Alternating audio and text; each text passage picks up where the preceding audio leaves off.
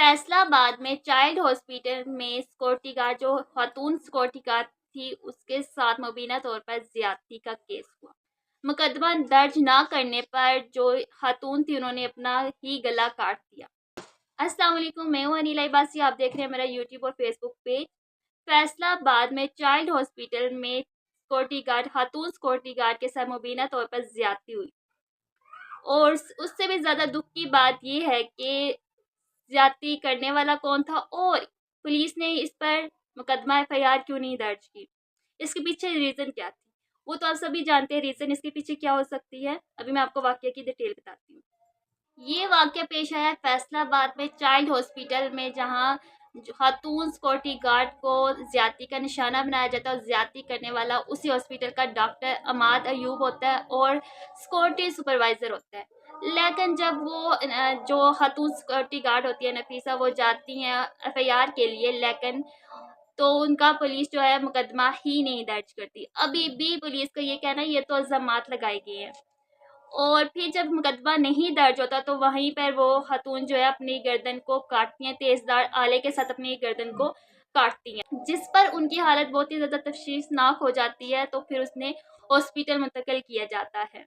फिर उसके बाद जो है पुलिस जो है वो एफआईआर दर्ज करती है, मुकदमा दर्ज करती है। डॉक्टर अमाद अयूब जो है उसने नफीसा नाम की सिक्योरिटी जो गार्ड है उसको अपने कमरे में अपने वार्ड में बुलाकर वहाँ मुबैना तौर पर ज्यादती का निशाना बनाया। उन्होंने नफीसा ने सिक्योरिटी सुपरवाइजर दिलशाद को वाकया बताया तो दिलशाद जो टाल मटोल करता रहा, जिसके बाद मुबैना तौर पर कई बार नफीसा को डॉक्टर की तरफ से ज्यादती का निशाना बनाया गया।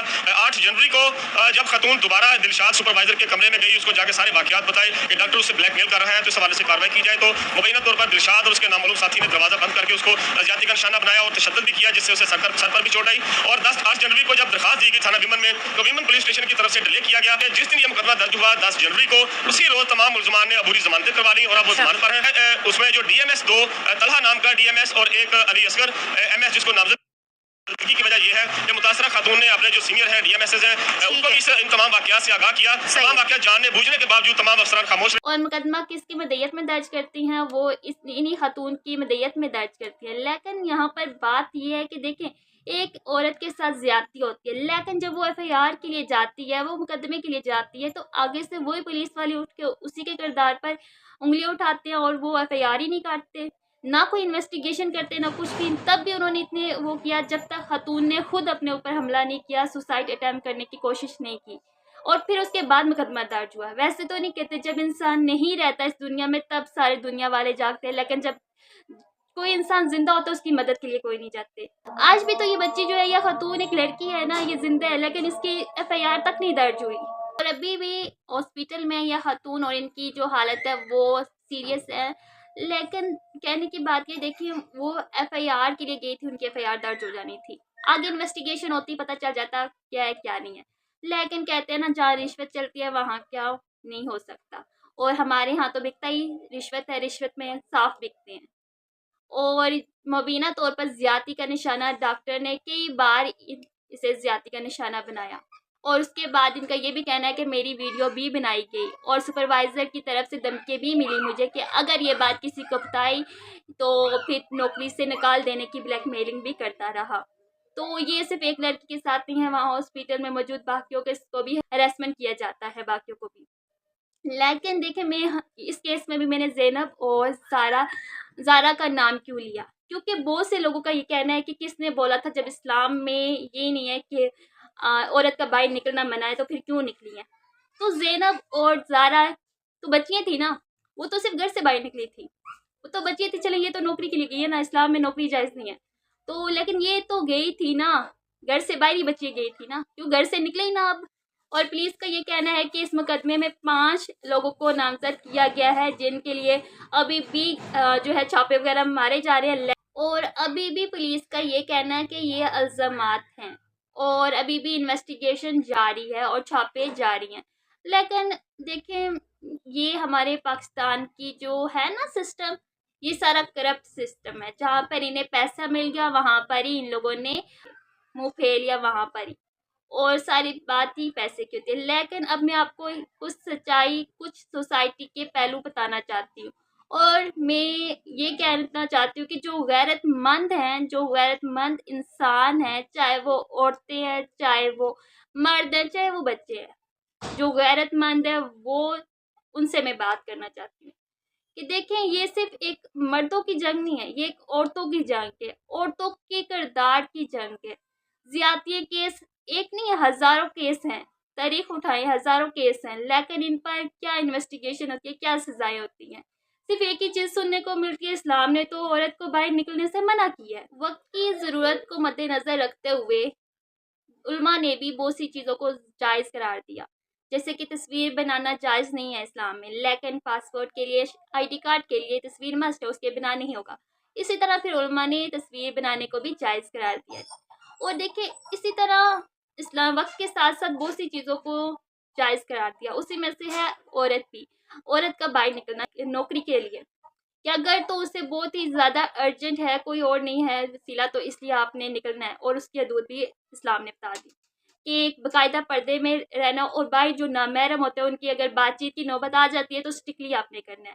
اور اس سے بھی یہ ہے کہ دیکھیں آج ہماری سوسائٹی ایک اس چیز کو غلط نہیں کہہ رہی کہ اگر زیادتی ہوتی ہے یہ مرد کی بے قصور ہے، مرد کے اوپر انگلی نہیں اٹھاتی، انگلی اٹھتی ہے تو عورت کے کردار پر اٹھتی ہے۔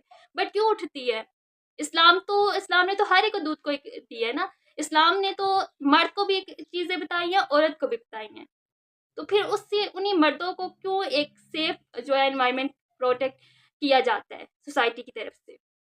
کیوں نیو ایئر کی اور پولیٹیکل پارٹی کو سپورٹ کرنے کے لیے ساری عوام نکلتی ہے سڑکوں پر؟ کیوں اس طرح کے واقعات پر جہاں پر عورت کی عزت کی بات آتی ہے کوئی کیوں نہیں نکلتا؟ یہ صرف ایک عورت کی بات نہیں ہے، ہر انسان کے گھر میں جو مائیں بہن بیٹیاں ہیں وہ رکھنے والے اس درد کو سمجھے کہ ایک عورت کے ساتھ نہیں ہو رہا، یہ ہوا کی بیٹیوں کی کردار پر انگلی اٹھائی جاتی ہیں، اور لیکن خاموش رہتا ہے زمانہ بھی، سوسائٹی سارا سموں خاموش رہتا ہے۔ نیو ایئر منانے کے لیے تو ہزاروں لوگ بڑی سڑکوں پر آتے ہیں، پولیٹیکل پارٹیز کو سپورٹ کرنے کے لیے ہزاروں لوگ نکلتے ہیں، لیکن کسی ایک لڑکی کی عزت کے لیے کوئی نہیں نکلتا۔ اور جب اس طرح کے واقعات پیش ہوتے ہیں تو پھر بہت سے جو جاہلانہ سوچ کے مالک ہوتے ہیں وہ یہ کہتے ہیں لڑکیوں کو تو پڑھانا ہی نہیں چاہیے، لڑکیوں کو تو باہر نکلنا ہی نہیں چاہیے، لڑکیوں کو تو جاب ہی نہیں کرنی چاہیے۔ تو پھر میں ان سے یہ کوشچن کرتی ہوں، اگر لڑکیوں کو پڑھنا نہیں چاہیے اور پھر اگر آپ کی کوئی بیوی یا ماں جو ہے وہ بیمار ہو جاتی ہے، پھر آپ کیا میل ڈاکٹر کے پاس لے کے جائیں گے انہیں یا تو فیمیل کے پاس؟ اگر تو ڈلیوری کیس ہوتا ہے تو آپ میل سے کروائیں گے یا فیمیل سے کروائیں گے؟ اگر تو فیمیل سٹاف نہیں ہوتا تو کیا آپ اپنی بیوی کو میل سٹاف کے پاس بھیجیں گے؟ اس چیز کو سوچے۔ اگر تو ایک عورت ایجوکیشن نہیں حاصل کرتی تو کیا ایک ایجوکیشن حاصل کرے گی تبھی وہ ڈاکٹر بنے گی نا، تبھی تو ایک کیس، ایک لڑکی کا کیس وہ لے گی۔ اور اسی طرح اگر ایک لڑکی ٹیچر بنتی ہے تو کیا اپنی بیٹی کو، اپنی جوان بیٹیوں کو آپ کسی میل کے پاس پڑھنے کے لیے بھیجیں گے یا ایک فیمیل کے پاس؟ اسی طرح اگر ہر ایک جو آج کل کی فیلڈ ہے، ہر ایک فیلڈ میں عورت کے کردار ہے، اگر ہم اس میں سپورٹ نہیں کر سکتے تو اس طرح کے ہیراسمنٹ کے کیسز میں ہم لوگ بول تو سکتے ہیں، ہم لوگ ان جیسے درندے لوگ، جو درندے صرف لوگ ہیں، ان کی سوچ کو تبدیل کر سکتے ہیں، لیکن ہم یہ نہیں کہہ سکتے عورت کو بند کمروں میں رکھیں۔ لیکن پھر بھی یہی ہے کہ ہم صرف اس سوچ میں قید ہیں کہ صرف عورت کو گھر کے اندر ہی رہنا ہے، گھر کے باہر نہیں جانا، لیکن ہم نے اس جو بیماری ہے جو ایک مچھلی سارے تالاب کو گندا کر رہی ہے اسے ہم نے نہیں روکنا۔ ہم نے ان لوگوں کے چہروں کو بے نقاب کر کے سریعام چوک میں لٹکا کے انہیں سزا نہیں دے رہی جو اس طرح کی ہیراسمنٹ، اس طرح کی زیادتیوں کے کیس کرتے ہیں، ہم نے انہیں رشوت دے کے بس بچانا ہے۔ میں یہ کہتی ہوں نا، اگر ہر سٹی میں سے 10 لوگ بھی جو غیرت مند ہے نا وہ نکلے نا اور اس طرح کی زیادتیوں کے خلاف اپنے اپنے علاقوں میں پروٹیسٹ کرے نا، تو یقین مانے اتہاس میں لکھا جائے گا، تاریخ میں لکھا جائے گا کہ یہ غیرت مند لوگ نکلے تھے، سیاسی پارٹیوں کو سپورٹ کرنے کے لیے نہیں، نیو ایئر منانے کے لیے نہیں، غیرت کے نام پر نکلے تھے، اور تاریخ میں لکھا جائے گا کہ انہوں نے کیا تبدیلی لی ہے۔ لیکن یہاں پہ صرف بات غیرت کی ہے، کیونکہ ہم صرف اپنے گھر کے لیے غیرت کھاتے ہیں لیکن کسی دوسرے کی بیٹی بہن کے لیے غیرت نہیں کھاتے۔ اگر تو سارے ایک زبان ہو کے نکلے اس طرح کی زیادتیوں کے خلاف نا، تو پھر ہمیں یہ بات بولنے کی ضرورت نہ پڑی عورت کو گھر سے باہر نہ نکالو، کیونکہ جتنا مرد ایک ملک کو چلاتا ہے اتنا ہی ایک عورت بھی چلاتی ہے، اس کا بھی ایک کردار ہوتا ہے۔ وومن امپاورمنٹ کے لیے آپ بولیں، وہ کیا ہے؟ سرچ کریں وومن امپاورمنٹ کیا ہے، پھر آپ کو پتہ چلے گا کہ عورت کیا لائف میں آگے بڑھنا، عورت کی تعلیم، جب اسلام نے کہہ دیا کہ مرد اور عورت دونوں پر تعلیم حاصل کرنا فرض ہے۔ تو پھر آج ہم اپنی بچیوں کو کیوں روکیں؟ صرف اس ڈر کی وجہ سے، یہ ہراسمنٹ اور زیادتی کی وجہ سے ہم عورتوں کو، ہم لڑکیوں کو نہ روکیں. ہم روکیں تو ان جیسے جو درندہ صرف لوگ ہیں نا، ان کے خلاف بولیں، ان کو روکیں. بات صرف یہ ہے کہ اگر تو سب لوگ ایک زبان ہو کے ان کے خلاف بولیں تو پھر اس طرح کے کیسز نہ ہوں. زارا کا آج کتنے دن ہو گیا، لیکن اس کے جو ملزمان ہیں ابھی تک آزاد ہی ہوں گے. ابھی تک پولیس جو ہے انویسٹیگیشن ہی کر رہی ہے. یہی تو قانون ہے.